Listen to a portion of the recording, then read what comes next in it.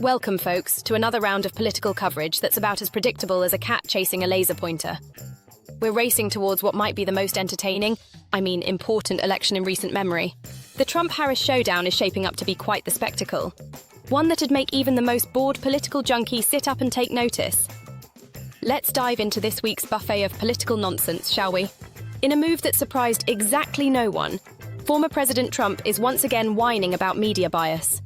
This time, he's got ABC News in his crosshairs, the folks hosting the upcoming presidential debate.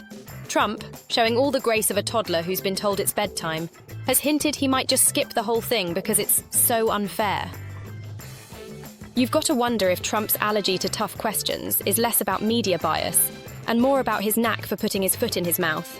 Speaking of putting feet in mouths, our favourite orange-tinted politician seems to be having a tough time stringing sentences together lately. His recent campaign speeches have left folks wondering if they've accidentally stumbled into a funhouse mirror maze. In a shocker that surprised absolutely nobody, Trump managed to turn a visit to Arlington National Cemetery into a political circus. VP Kamala Harris called him out for his political stunt that disrespected sacred ground. Vice President Harris has found her political jackpot, and it's spelled ABORTION.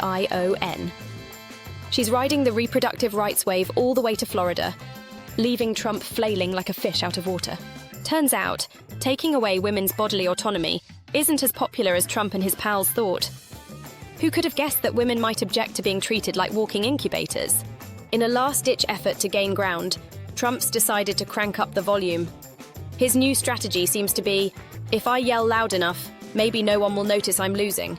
As we wrap up this trip through the political funhouse, one thing's clear. The next 2 months are going to be wild. Stay tuned, folks. In the meantime, keep your wits sharp and your BS detectors sharper.